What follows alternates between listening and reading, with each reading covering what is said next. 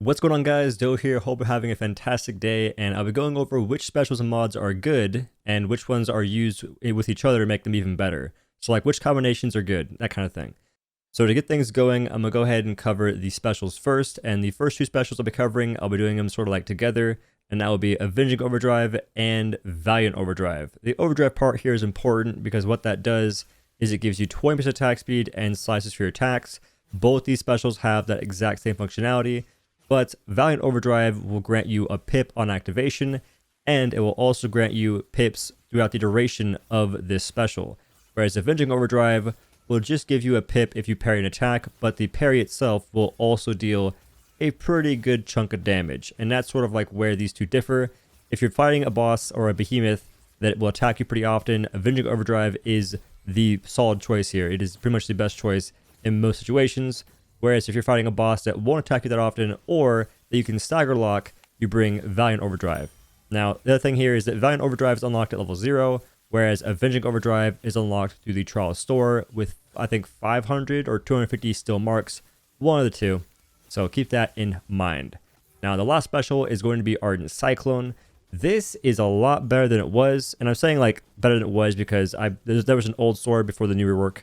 Anyway, Ardent Cyclone is pretty cool now because now you have the unstaggerable effect or adhesive hilt basically from the old sword on the new rework, making it to where you can't get staggered during special, which makes it a lot more fun because now you have a free modifier you can bring, and that's always fun. Now the special itself does a pretty good chunk of damage with the actual spin attacks. If you're using weapons like Trogadero, maybe Boreas, those can like crank out the damage for sure skis. But the actual damage of the final slash attack is pretty freaking whack.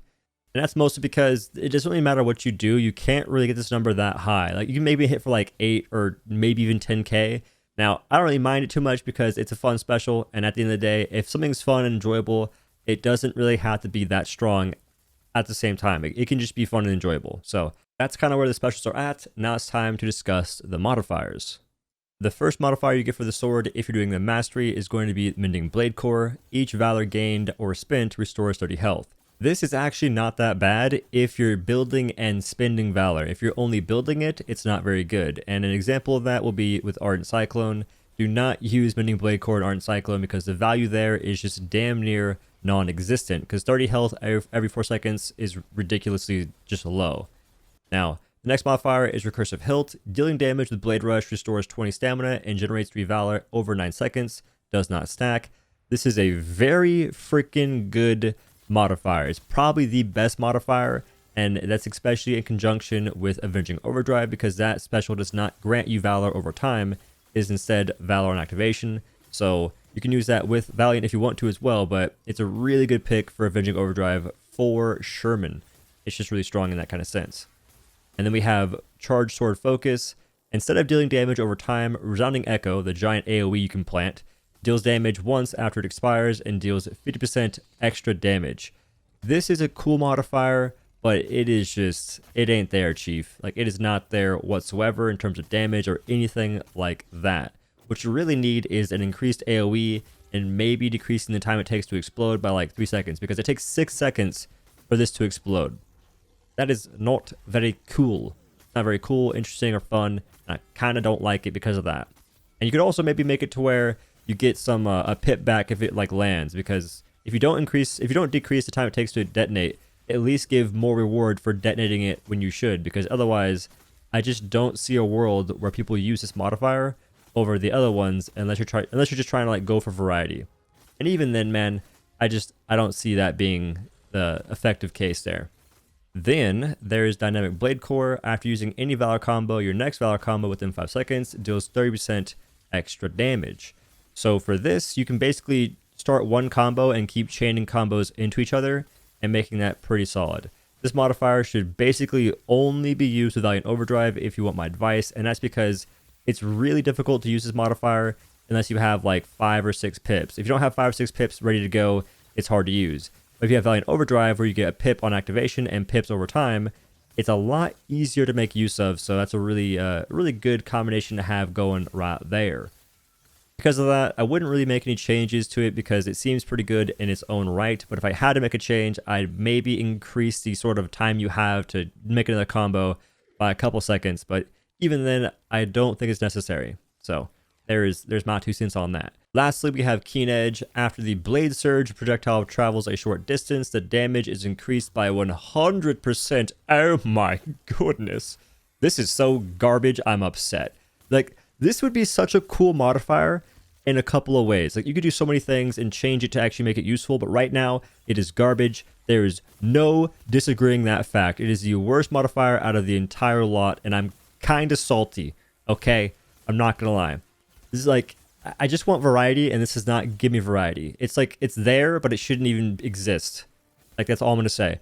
Actually, no, I'm gonna get into this. All right, so Blade Surge is the freaking long range, sort of like some people call it a weird name in like anime. I'm not sure what it is, but it's a long range attack you can use to boot behemoths, and it does like very low damage, like probably around 600, I guess, if you have really good cells and whatnot. That's not a lot of damage, okay? So making that an extra 100% is like what, 1200? That's still not a lot of damage, and you have to be kind of far away. Not really, but still, like. There's no reason I would ever use this modifier aside from trying my best to make it fun and enjoyable, which wouldn't be that easy. It would be very difficult, and it's going to be very difficult because I want to try and do that to make this enjoyable to use. So like it just needs to change in some way. Either crank that damage all the way up, make it do like 400, 500% from range. I don't know, something like that, or make it work differently. Make Keen Edge to where if you're close range, it deals more damage. It can like split into multiple projectiles, make it to where if you're closer, you can land them all. That deals damage. It's more of a visual appeal as well. Like, just there's so much you can do to make it more enjoyable. And one thing I'll say, like for modifiers, they did a really good job of making the modifiers interesting, but 3 of them are just kind of like lackluster, and 2 of them, which are the damage kind, Charge Sword Focus and Keen Edge, like they have potential, but it's just not really quite there. So I think out of all the modifiers in the game for weapons so far, these are probably the most interesting IMO because we have variety, which is amazing. Like that is awesome. But I think that Keen Edge and Charge Sword Focus for sure did not get as much love as they needed. Keen Edge 100%. Like that is 100% the redhead stepchild of all the modifiers for the sword, and it's just unlucky. But overall, these modifiers aren't all bad, and they can all be used in some way. Some of them just require a little bit more creativity than others, which I'll be trying to provide some of that creativity here in the coming days. But anyway, guys, that's the video. Hope you liked it. If you did, make sure to drop a like, comment down below, and subscribe for more Dauntless content. I'd appreciate that very greatly. If you want, use my Epic Games support code in the Epic Games Store. It's my name. It is OhDough. Helps me out a ton. If you don't use my code, use someone's code because it helps out whoever you're helping out a freaking lot. Last I stream on Twitch at twitch.tv/OhDough. I stream there, games and whatnot, Dauntless, Fall Guys, whatever game is fun at the moment. And that's it, guys. Thank you for watching. I'll see you in the next one. Peace.